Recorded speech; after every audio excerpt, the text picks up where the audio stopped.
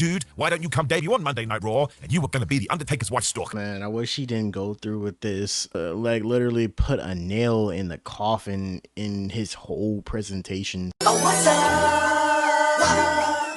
Oh, what's up? Yo, what up? It's Ahmadjay back here with another video. Today we're about to be reacting to a video by What Culture Wrestling. The video is going to be on 7 wrestlers who were elite everywhere except WWE. Yeah, okay. Every, company has their hit or miss. You know, AEW has theirs, TNA has theirs, and I guess this video is going to be specific toward WWE. But there was a lot of wrestlers that were a real big hit or miss in WWE, man. Like fucking Sting, bro. They had him in a thumbnail, and I go on and on about this because he could have went to WWE early on, but I guess he just decided to go to TNA. And honestly, when he got to WWE, it was a fucking shit show, bro. It was a hit or miss. First, you have him on his first match, losing to Triple H. Good God, losing to Triple H. You couldn't have gave him a jobber or something to compete on Raw, but I guess they wanted to save it. But just losing to Triple H off the bat is just crazy. And then we have the infamous match with him getting injured, and I think that was the only 2 matches he had in WWE, bro, and went on to AEW to do something better. But yeah, a lot of WWE talent has been a hit or miss in the side here. But let's just get into it. Don't forget to leave a like on the wrestling content videos if you like it and you're a wrestling fan. React along with me, and go check out the other WWE stuff in the other playlist. But let's get it. What Culture Wrestling. This is 7 wrestlers who were elite everywhere except WWE. Number 7, Sting. Now you cannot tell me that Sting, aka Steve Borden, is not one of the best wrestlers of all time, because he is. That's one of the reasons why his retirement at Revolution 2024 in All Elite Wrestling was so good. It reminded you, oh my gosh, this guy has done everything, and I'm going to miss him when he's gone. I mean, Tony Khan's no fool. He knows greatness when it stares him in the face. That's why he went out of his way to make sure this hit home. He's also unanimously popular. I mean, you never hear somebody come out and go, oh man, I didn't like that Sting guy, because he was awesome. And when you do... Yeah, I'm not gonna lie, WWE would have probably made him go outside, putting somebody over and, basically giving him a shit show of a retirement. Goldberg's retirement match was good, but it's just how they disrespected Goldberg.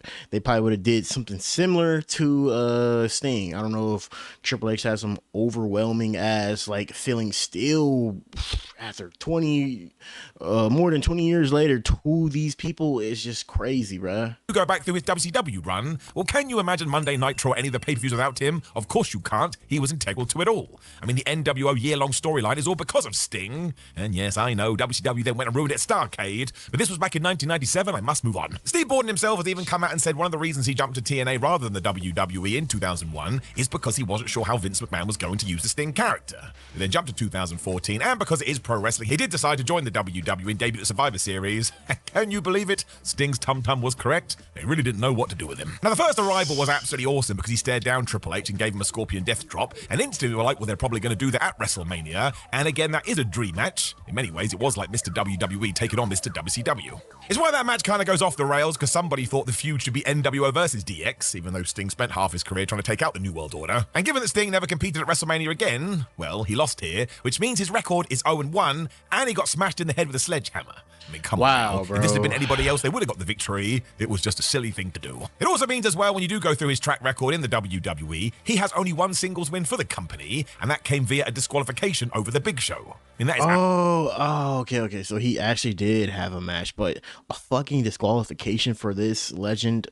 And yeah, I mean, his fears were right a long time ago. His fears of being not used, especially back in those days when Vince McMahon was just shitting all over WCW talent, bro. A few only made it out of out of the cusp, like Booker T. But even then, he still wasn't treated like WWE, even though he was loyal. But yeah, I'm glad some people decided to stay behind and just go to TNA. Even though TNA was what it was, Sting had some great ass matches there.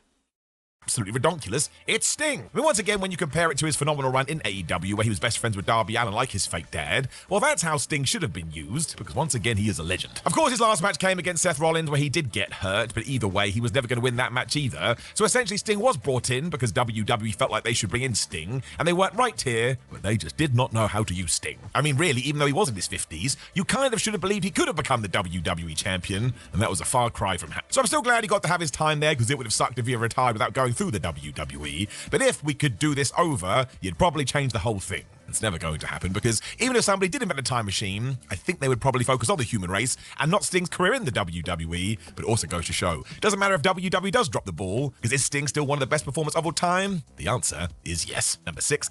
I'm low-key glad he didn't go out like that. Just imagine his retirement being the last thing, getting beat and disqualified, getting the disqualified win, and injured by Seth Rollins. Kenta. Now, the best way I could describe Kenta to you, if you're not aware of Japanese wrestling, which is perfectly fine, by the way, there's no gatekeeping here, is go watch Bryan Danielson, go watch CM Punk, and go watch every single person that came up with those guys, and nearly to a man, they were all inspired by, say it with me, Kenta. It's why when he did sign with NXT and became Hideo Itami, everybody couldn't believe it, because this felt like somebody who would never go through World Wrestling Entertainment, because he wasn't their kind of performer. I mean, it was such a big deal that the promotion called a press conference to announce all this, and they described him as the Japanese Hulk Hogan. This was back in 2014. Wow. Things started promisingly as well, even though he was going to go through NXT, because go back and watch his early matches. The crowd at Full Sail University were over the moon about this. They could not believe it. He also had a great feud with Tyler Breeze and proved once again why he was able to change modern professional wrestling when he got a shoulder injury, and from there, my gosh, it all changed. Because for whatever reason, I think management decided he was injury prone, so he lost matches to Bobby Roode, he lost matches to Aleister Black, when for no reason he was taken off NXT, he was put on 205 Live, until eventually we released him in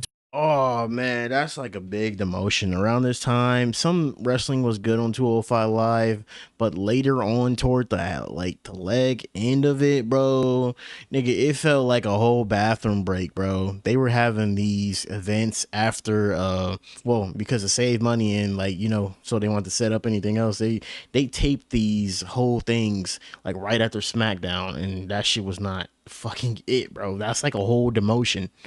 Man, bro. And then, yeah, WWE really, I seen WWE really drop the ball on this guy. I seen how good he was in Japan and a long time ago, and still now. And I was like, y'all could have did so much great stuff with this person, bro. But y'all they gotta stop dropping the ball, man. 2019. So that is a 5-year run if you're not doing the maths, and not once did he ever appear on the main roster. Listen, I love NXT from that era, but Kenta was a dude that you should have tried on Raw or SmackDown. I mean, even though Bryan Danielson is one of the greatest of all time, some people say that his matches with Kenta in Ring of Honor between 2006 and 2007 are amongst the best of the American Dragon's entire career. And just go and look what Kenta did in New Japan after his WWE release. He had bangers, as they say, with Okada, Will Ospreay, Kota Ibushi, and he won the Never Openweight Championship in just his first 3 months. So he hadn't lost any steam, he wasn't hanging behind, he just needed to be given the opportunity. He also eventually became a valuable member of the Bullet Club and has a sensational legacy in pro wrestling Noah, which just makes his move to WWE so much more frustrating. I understand that wrestlers will get hurt and plans have to change, but when you have somebody that has the talent of this guy, well, we should have just figured it out, okay? And we didn't. It was ridiculous. Number 5, Vader. So if you do want to talk about the best big men slapping man-meat wrestlers of all time, do you know who's probably in the top 3? I mean, it's Vader. Otherwise, I wouldn't have started this entry like that. It wouldn't make any sense. But he was imposing, imitating, and enormous, and given that he was flipping and flying around the ring with moonsaults in the early to mid-90s, he was an absolute behemoth. I know we see that all the time in... Bro, him and Bam Bam Bigelow, that was amazing back then, especially for those standards. Bro, you would never see a big guy doing what they did back then.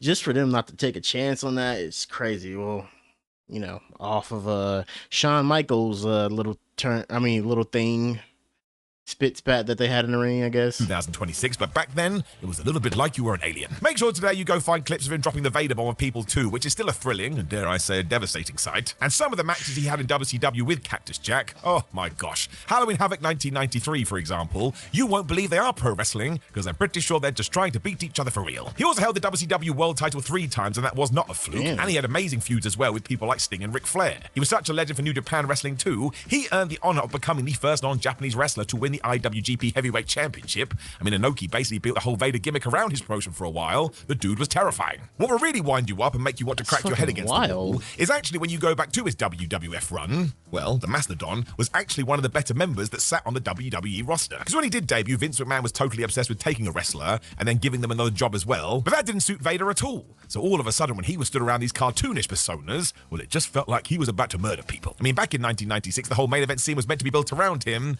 and then it just wasn't. This mostly came because during a match with Shawn Michaels, he basically irked HBK. So Shawn Michaels went to Vince McMahon and said, I don't want to work with that guy anymore. And within a couple of years, Vince Russo was sending him out live on TV for Vader to say, I am nothing but a big fat piece of shit. Excuse my language, but that's what happened.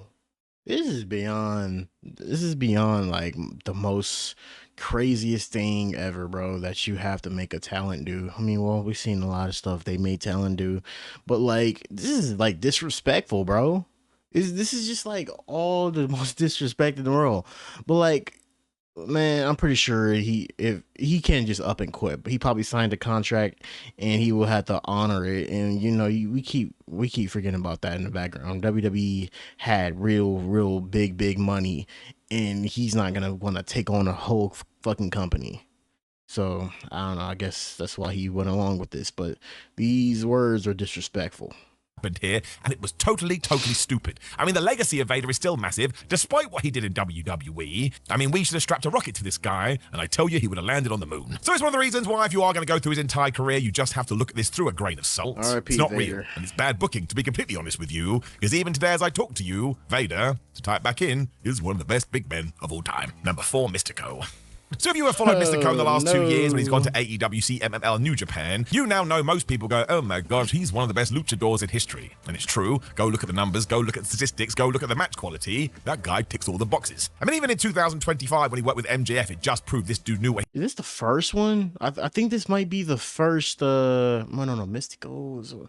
I guess we'll find out right now, because I don't know if this is the first Sin Cara, because they both went off to be behind the mask. He was doing, and it's one of the reasons why WWE signed him in 2011. It's quite interesting as well, because this was the first major signing of one Triple H as he stepped into the talent relations role. It was a perfectly acceptable thing to do too, because since 1998, Mystico had been making all the signs that he was going to be a big deal. And yeah, it became a massive big deal, which is why WWE decided, well, we have a Rey Mysterio, why don't we go and get a Rey Mysterio too? At the time, I can imagine that everybody was pumped about this too, but then all of a sudden, it just did not work. Now, one, the WWE insisted that the brand new Sin Cara adapted to their own in-house style, and that was never going to work, but also two, apparently he rubbed people backstage the wrong way, because he walked around like he was a major star. Now, he was a major star, and WWE often tells its talents, hey man, you should hold yourself like a star, but then the other wrestlers saw it, and they didn't like the fact he was holding himself like a star. I mean, what are you meant to do? It definitely harmed his confidence because, yes, the character of Sin Cara just fell over and made errors all of the time. I actually felt quite sorry for him after a while. It's like when you watch a sports player that's got the yips, they just need to get over it. Yeah, I let my feelings be known how I felt about his run. Like I said, it was just how WWE was. And like getting a lot of backstage heat, but then in the ring, you can't back that up. It's gonna get you like a whole bunch of more heat, because like, oh, this guy's walking around like he's a tough shit, but then in the ring, he's actual shit. But oh man, I don't know. But like he cleared up his name nowadays. He cleared up his name nowadays with being like good.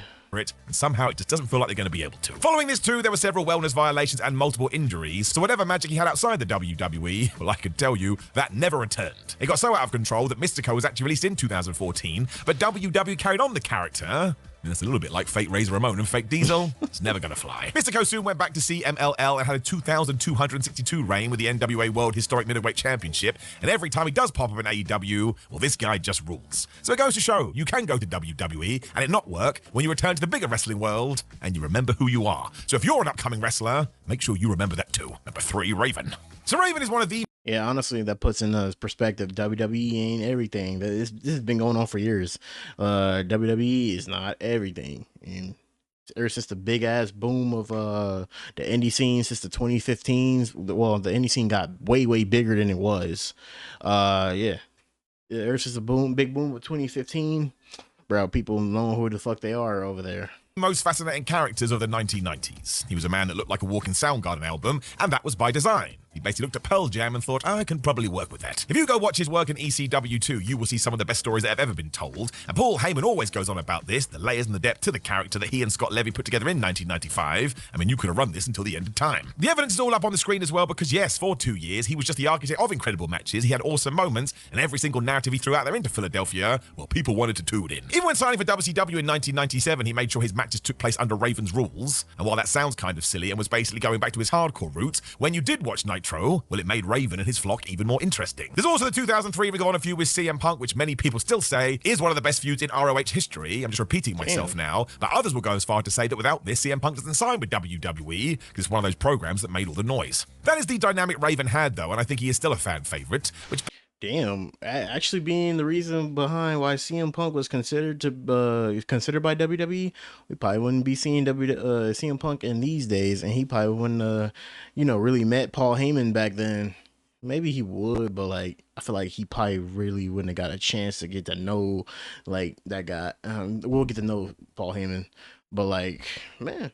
I mean, I've seen some of like Raven's his Raven stuff back then.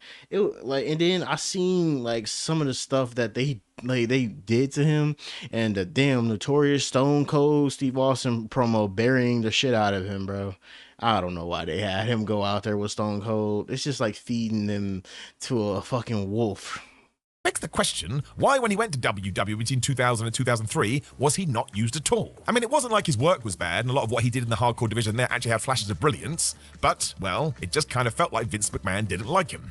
It all goes back to when he was Johnny Polo before he did go to ECW, where he was essentially an announcer, but because Raven wanted to be a wrestler and Vince McMahon thought that was a dumb idea, well, I can only imagine they clunked heads a lot. It's just so mad as well because during the Ruthless Aggression era, which did kick off in 2002, you wanted a character like Raven, but he was always put in such dumb stories, much like when he feuded with Perry Saturn over the fact he fell in love with a mop. But I tell you, go and watch that now. Raven somehow kinda, but not really, makes that work too, because he just got professional wrestling, and a lot of his peers have always said he is one of the most creative guys they have ever met. So as opposed honestly, making some shit work, bro, you always gotta respect that. When they give you like some shit ass storyline or work to deal with, you gotta make it work. And shit, if you make the best of it, shit, what else you gotta complain about? It was just never going to work in the WWF or WWE because you do need to have management behind your back. I mean, it's nice he got some time there, I suppose, but yeah. Should we have done more with Raven? You bet your ass. Number 2, DDP. So screw wrestling, because when you actually pop into the most important side of life, you know that Diamond Dallas Page is one of the best guys out there. I mean, it shines through everything he has done since he left wrestling, where he essentially rings people up and says, oh, you're having a bad time right now, why don't you come to my accountability crib, and I will make sure to get you in the best shape of your life, mentally and physically. He has done that time and time again as well, so on the off chance DDP ever listens to this, you are a hero to life, my friend, and you did a damn good job in wrestling too. All of his finest moments in sports entertainment did come in WCW, and aside from the World Championship wins, which did make you feel warm and fuzzy in your tum-tum, let's talk about Halloween Havoc 1998, when he got the best match out of Goldberg that went over 5 minutes. Up to this point, everybody was like, oh man, Goldberg just has to do squash matches. Not in the ring with DDP, he didn't, because Diamond Dallas Page was great. He's also super inspirational as well because he did start wrestling in his mid-30s and still made it to the top. And that wasn't by nepotism because somebody liked him, it's because he was damn good. And even when WCW started to flounder, Page remained brilliant because he just understood his character, which made it baffling when that company did die, and Vince McMahon rang him up and said, hey dude, why don't you come debut on Monday Night Raw, and you were gonna be the Undertaker's wife's stalker. Straight away, that should have made you terribly sad. Oh man, I wish he didn't go through with this. I really wish he didn't go through with this, because this kind of like literally put a nail in the coffin in his whole presentation in WWE, bro. This is notoriously talked about a lot around the wrestling community of how they treated DDP, bro. And then bro literally ended up losing to her. He didn't only lose to her. He lost by like her doing a push-up or something. In your Tootsie Toes, because talk about miscasting, DDP once called himself the People's Champion before The Rock did, because that's how over he was with the crowd. So when he did whip his balaclava off, he got a massive ovation, but when we realised he was going to be feuding with The Undertaker as a stalker, well, the writing was on the wall. It was just a massive flop creatively because nobody was going to buy this, and given that whoever had this role was going to have to be murdered by the dead man, well, its WW run was kind of over before it even began. It just begs the question what the flub Vince McMahon was thinking, or if he had ever actually watched DDP in World Championship Wrestling. This should have been the most easy layup hire that WWE ever had, but instead we did this, and it's not fair. It's not like DDP was ever bad during this time. He was just never given the tools to succeed. Number 1, Chris Hero. So one of the most infamous things to happen in Chris Hero since he signed with WWE comes from one CM Punk. If you've listened to that podcast, you know that when the company was forming the Shield, CM Punk asked for Dean Ambrose, CM Punk asked for Seth Rollins, but CM Punk also asked for Chris Hero. It was someone that he had spent a lot of time with in the indie scene. Now that never happened because of course WWE wanted to put Roman Reigns in that spot, so let me just sum this up in one sentence. When you are talking about Chris Hero within WWE, I mean, hindsight, it probably would have been great, but like, I low-key don't see it now, bro. It's because I got so much used to, you know, Roman Reigns and all of them, like, having history. Maybe my judgment is kind of clouded by that, but like, oh man, I kind of just don't see it though. I kind of just don't see him in the Shield and like that shit working. It really sucks what happened after this though. he is probably the most criminally underappreciated wrestler in NXT history. I mean, before he signed with WWE, he was just the man in the independent scene, and he tangled and teamed with Claudio Castagnoli, Eddie Kingston, Homicide, Samoa Joe, Bryan Danielson. It didn't matter who he was facing. He had such a good brain for sports entertainment, and his in-ring psychology was so good, he could come up with an amazing match with anybody. He also had this awesome presentation that kind of made him look like a crazed loon. And it's not like he didn't rise to the top of many promotions. He was basically the main human in CCW and Chikara. He was also an integral part of California's PWG that was going to become the destination for everything like this. So yeah, he didn't get signed on a fluke, he got signed because he was brilliant. This all came down in 2011 when he was given the name Cassius Ohno, and even then it felt like he had the respect of the fans. Admittedly, this was NXT in its earliest inception, but they were a clued up audience, and everybody knew that Chris Hero ruled. He even had one of the meatiest storylines. Why couldn't they just like do it by his name? But you know, it comes back to WWE always wanting to take control of an IP in the name. So if, you know, Cassius Ohno makes some money, they make some money, but they could have just kept his same name. Of that era when he was locked in a bit of feud with then NXT GM William Regal. However, once again, people behind the scenes just didn't think that Cassius Ohno had the potential as a breakout star. Why the flub we never tried, I do not know. It probably came down to the fact that he just didn't have the usual bodybuilder physique that WWE loved back then, and amazingly, his time came to an end in November 2013, so he lasted like 2 years. He spent a few years back on the independent circuit, including a short and sweet stint in Ring of Honor that offered feuds with Kevin Steen and Adam Cole, and then yes, WWE realized, oh, he's great, and they re-signed him again in December 2016. Bro. Once again, he then slammed his head in the glass ceiling, he got released again, and that is absolutely ridiculous. Do you know what he does today as well? He helps put together matches in AEW. Once again, that's not a mistake, because it may be 2026, but in terms of people that just get professional wrestling, well, Chris Hero. Damn, bro, they literally skipped the ball on bro. Damn, they skipped the ball on a lot of people on here that could have been great. I feel like sometimes like what you do in other companies just does not correlate to WWE, bro. It really sucks because you know you can be great, but like if you know management's not in your favor, or if you know Vince McMahon doesn't like you, yeah, just the ball's just not in your court, bro. You know, like I said, I couldn't see him in WWE The Shield now because damn, man, I'm just so used to the three people now. I'm just baffled that they were still, you know, I'm so baffled that he, you know, was actually considering him now. But maybe it would have been great. You never know. But it still kind of wouldn't be the same though. What Roman Reigns would be doing nowadays? Well, let me know what was your favorite thing on this list. My whole thing and the whole theme overall, you can't like really depend on WWE for everything. So that's like I said, that's what the boom of the indies was. But don't forget to leave a like and subscribe. We are on the road to 900, and I'll catch you guys in the next. He was the best guy around. What about the people he murdered? What murder?